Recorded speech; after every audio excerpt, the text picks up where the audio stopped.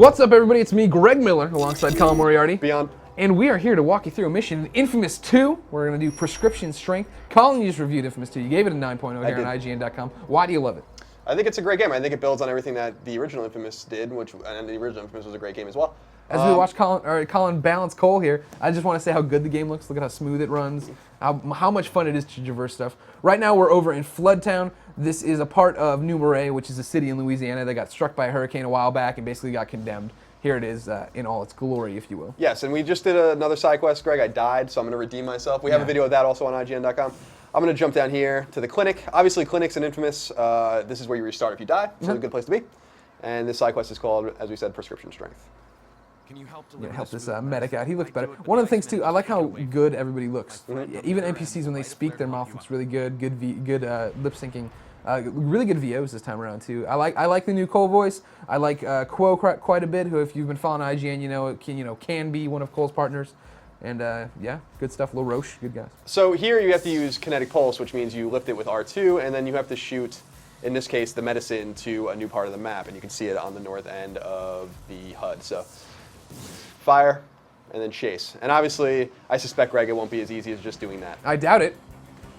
See what I did there? I did. Okay, You did. Got a blast shard up there, but you also got a whole bunch of enemies moving in here. These are these ice conduits. They're not happy to see you. They take so much damage. Yeah, well, these, like, we've talked about before how... He landed in water. That was a mistake. There you go. Look at that. Use it against them.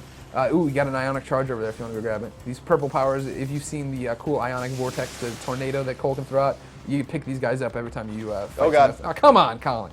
Bush League mistake. You know Cole can't go in water. He's based on electricity. I know. What an error. What a blunder.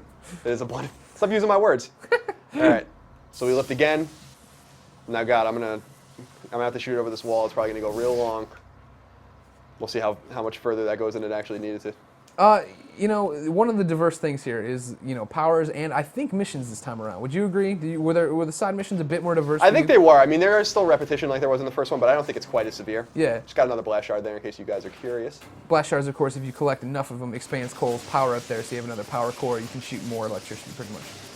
Because when you start, you have, not nearly as many we have right now. This is a weekend of work of worth here from Greg Miller. Colin is reaping the benefits. Yeah, I played through it myself. I know you did.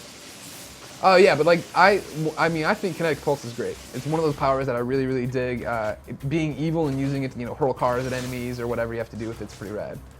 And then missions like this that, the whole thing, you talk about it in your review, Colin, is that, the game works so well together, right? It fits so well together that if you want to be the best guy ever, you collect these blast shards to make yourself more powerful. Right. If you want to know the story, you collect the dead drops so you actually know the story. And then if you want to unlock powers, when you're playing, it says, oh, you've unlocked this type of grenade, but then you have to go in and do a certain number of stunts to get that grenade actually unlocked. The whole package works together to make you play a certain way to try new stuff. And that's one of the things I get out of these side missions, right? Is even if you never used Kinetic Pulse to throw a car or to do whatever, to get the medicine here and to move it across the map, you're going to have to use it. You're going to have to get familiar with it. Yeah, I totally agree, and I think there's a good sense of risk-reward in Infamous.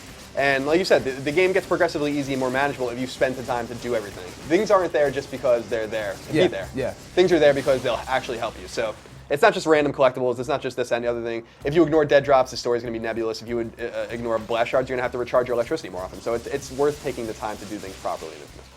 It's one of those games that's like an onion. So many layers. But I always wanted to peel more off, you know what I mean? Even now, having beaten both the good and bad storylines, because in Infamous, nice job there, buddy.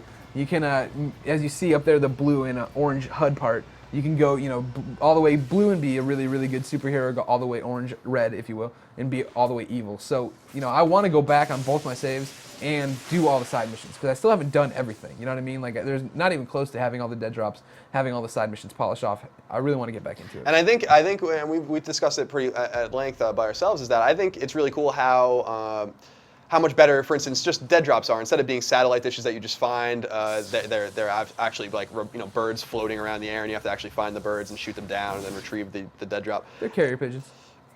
And and I think even I find a real basic satisfaction from just Oh, I think I overshot this one. From just clearing the map and like doing the side quests and seeing that the city's becoming safer. Even though there's a reward of getting through everything a lot quicker, but at the same time, it just gives you kind of a sense of satisfaction. There really is a lot to do in this game. Yeah, it's one of those things where there's always a carrot at the end of the stick. You know what I mean? And I think that's one of the things now with the fact they've added in this user-generated content that's going to keep you coming back. Because my big problem with, not big problem I should say, but I played Infamous Platinum, it did everything in the original, right? And I loved it so much that when I was having a bad day or I didn't know what I wanted to play, right, I'd put it back in, but I was always getting the same missions. I was always getting the same thing. Now, I want to go through with this one, right, and like I'll take 3 months off and then I'll come back and I'm going to play all these new UGC missions. Right. I'm really excited about those missions as well. There it is. That's it. That's all. Another side mission cleared. You see there, it expands out. You're clearing the city of evilness. You've just got a new medical clinic to work with. Colin, you're doing God's work out there. Look at you, a superhero for the ages. Oh, I know. It was great. It was good to do it, Greg. For all the Infamous 2 coverage and everything PlayStation related, keep it here on IGN.com. Beyond. Beyond!